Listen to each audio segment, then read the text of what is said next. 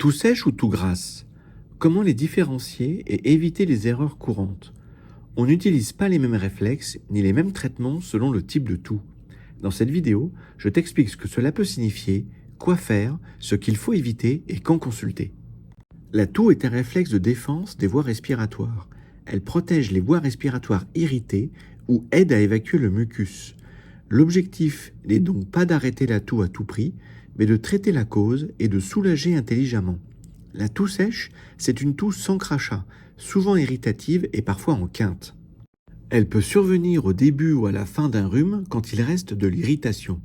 Elle peut aussi être liée à une pharyngite ou une laryngite avec enrouement. L'air sec, la fumée ou la pollution peuvent provoquer une toux sèche. Les allergies peuvent aussi se manifester par une toux sèche.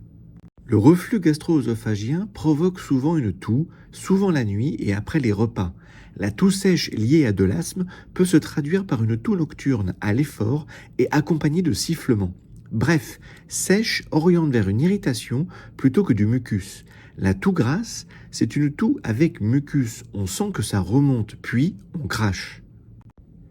Elle survient souvent quand le rhume se complique de bronchite. Un écoulement post-nasal peut aussi provoquer une toux grasse. Chez certains fumeurs ou patients atteints de bronchite obstructive, la toux grasse peut être chronique. La couleur des crachats ne suffit pas à prouver une infection bactérienne. Les crachats jaunes ou verts peuvent apparaître dans une infection virale aussi. Erreur numéro 1. Bloquer une toux grasse pour dormir peut retenir les sécrétions. La toux grasse aide à évacuer. Mieux vaut fluidifier et aider à drainer. Erreur numéro 2. Croire que toux signifie automatiquement antibiotique est une fausse idée.